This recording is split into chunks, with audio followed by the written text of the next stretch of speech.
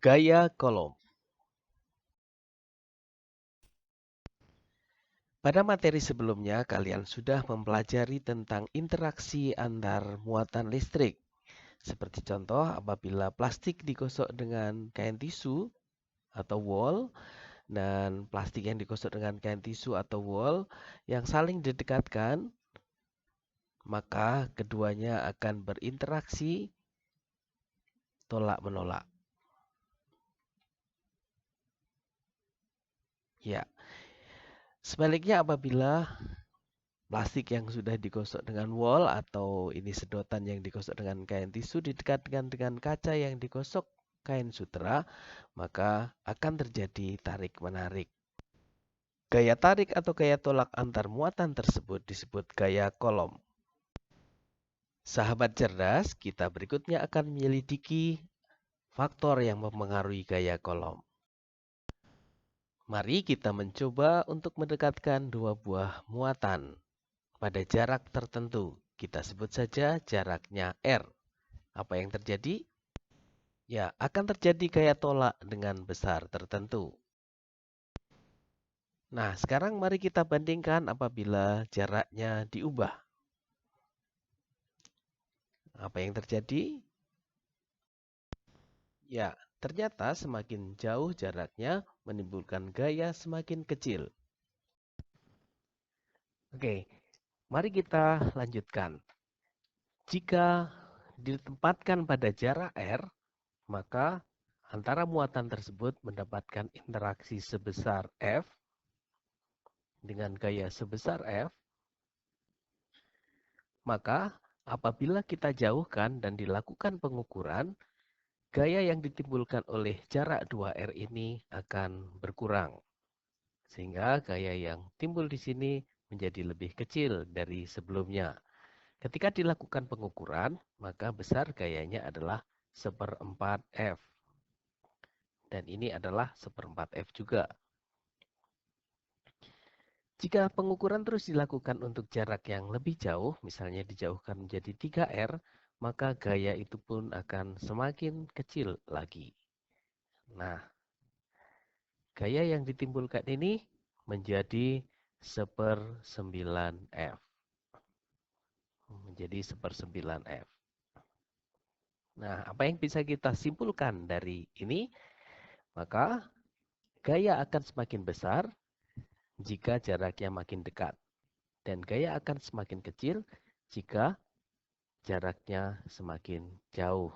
Sehingga bisa kita simpulkan bahwa gaya itu berbanding terbalik terhadap jaraknya. Tetapi mari kita perhatikan ada jarak dari R ke 2R menjadi 1/4 F. Dari 2R di R ke 3R menjadi 1/9F. Itu artinya bahwa F berbanding terbalik dengan R yang dikuadratkan. Begitu? Sekarang kita akan mempelajari apa pengaruh muatan terhadap gaya kolom. Perhatikan dua buah muatan berikut yang besarnya Q1 dan Q2 yang saling didekatkan pada jarak R akan mendapatkan gaya kolom dengan besar tertentu. Bagaimanakah apabila besar muatan kita ubah? Misalnya menjadi 2Q1 dan 3Q2. Ternyata mendapatkan gaya yang lebih besar. Jika dua buah muatan ini Q1 dan Q2 pada jarak R didekatkan, mendapatkan gaya sebesar F, dan muatan diperbesar menjadi 2Q1 dan 3Q2 didekatkan pada jarak R juga, ternyata setelah dilakukan pengukuran, ini akan mendapatkan gaya yang lebih besar. Nah, gaya yang terukur adalah 6 kali F. 6 kali F. Apa yang dapat kalian simpulkan dari peristiwa ini? Berarti gaya dipengaruhi oleh hasil kali besar muatan. Ya, Q1 kalikan Q2. Yang kedua, F dengan 2Q1, 3 Q2. Itu artinya bahwa F berbanding lurus dengan hasil kali antara kedua muatan. Bisa dimengerti? Oke, mari kita hubungkan antara faktor-faktor yang mempengaruhi tersebut.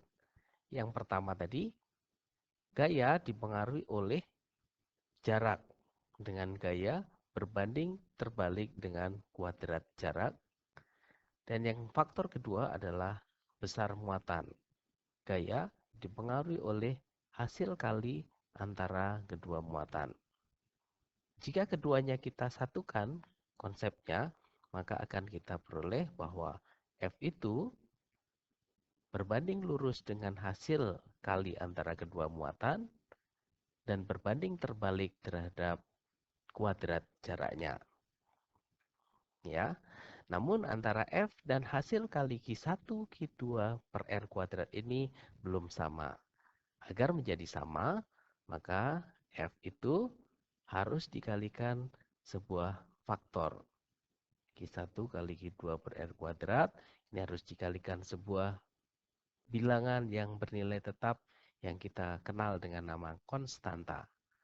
Dengan nilai K di sini adalah 9 kali 10 pangkat 9 Newton meter persegi per kolom kuadrat. Nah, inilah hasil akhir persamaan dari hukum kolom. Besar gaya kolom ditentukan oleh F sama dengan K kalikan Q1 kali Q2 per R kuadrat. Dengan keterangan F adalah gaya kolom dengan satuannya Newton. Lalu Q adalah muatan dengan satuan kolom.